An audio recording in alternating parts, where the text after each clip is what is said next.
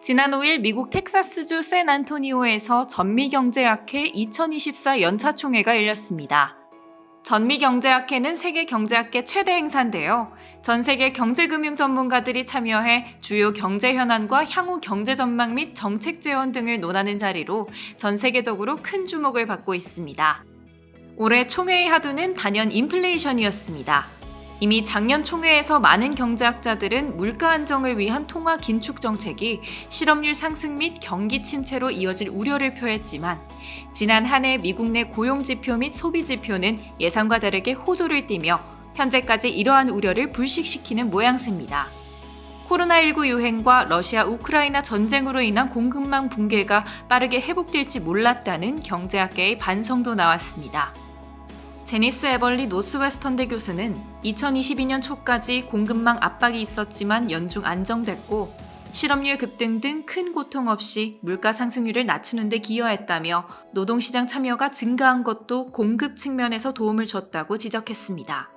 즉, 미국 경제가 많은 전문가들의 진단보다 훨씬 높은 수준의 회복 탄력성을 가지고 있었던 셈인데요.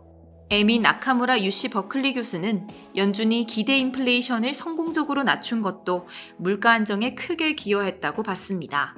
로리 로건 댈러스 연방준비은행 총재는 고용 지표가 좋은 상태에 물가 지표도 예상보다 낮게 나오고 있다는 면에서 많은 진보를 이뤘다고 평가했지만 향후 충분히 통화 긴축을 유지하지 않을 시 인플레이션이 다시 심화될 수 있는 위험이 있기에 금리 인상 가능성을 배제해서는 안 된다는 점을 상기시켰습니다.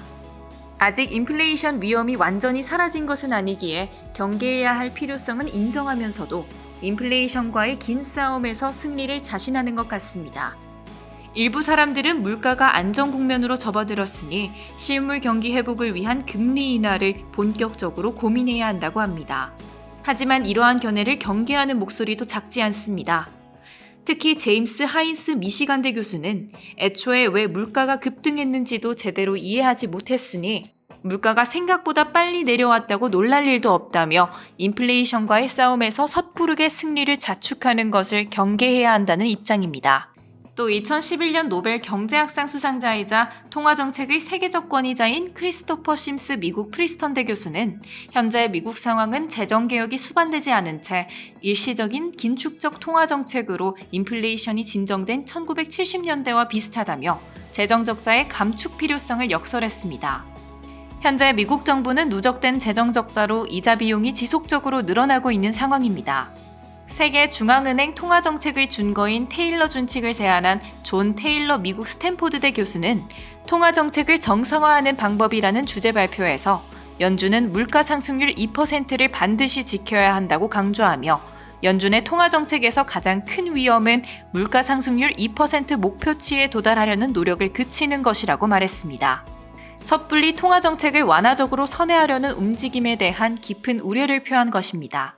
이는 지난해 월가를 중심으로 연준이 물가 상승률 목표치를 현행 2%에서 3% 이상으로 인상하는 방향으로 조정해야 한다는 주장과 정면으로 배치됩니다.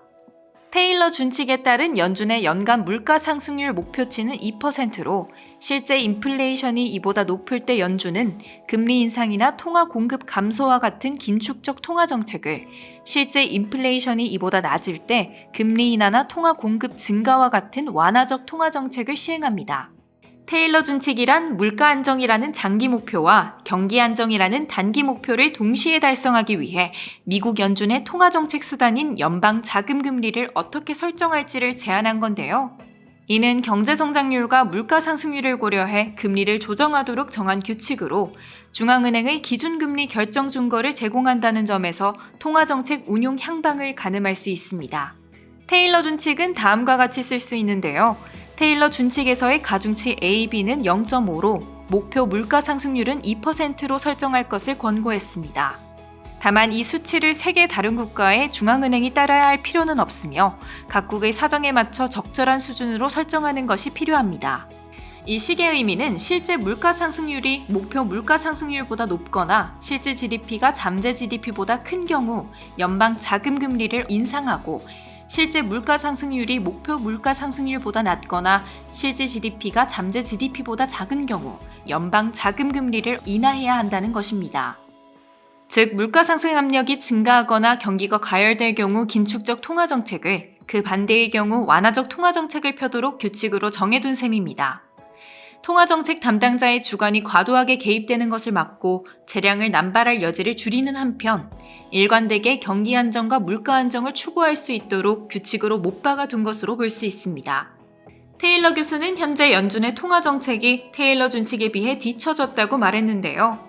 이는 현재 연준이 테일러 준칙을 준수하고 있지 않다는 우회적인 표현입니다. 특정 시점에서 테일러 준칙에 의해 계산된 금리보다 실제 금리가 더 낮았다면 통화정책이 지나치게 확정적인 셈이므로 현재 금리가 인플레이션 목표치 2% 달성에 필요한 만큼 충분히 높지 않다고 본 것입니다. 이 주장에 따르면 향후에도 연준은 목표 물가 상승률 2%에 도달할 때까지 긴축적 통화정책 기조를 꾸준히 이어가야 합니다. 과연 올해 연준의 금리 정책은 어떻게 될까요? 테일러 교수의 주장대로 추가 금리 인상이 있을까요? 만약 그렇지 않다면 시장의 기대대로 이미 금리 인상 사이클은 사실상 종료돼 금리 인하로 선회하는 일만 남았고 언제 실제로 인하할지를 기다려야 하는 상황일까요? 이미 월가와 시장의 대세는 금리 인상 사이클이 종료됐다고 강하게 믿고 있는 상황입니다. 연준의 금리 정책은 부동산 PF와 가계부채 문제로 골머리를 앓고 있는 한국은행의 운신에도 지대한 영향을 미치기 때문에 올 한 해 더욱더 관심을 가지고 지켜볼 문제입니다.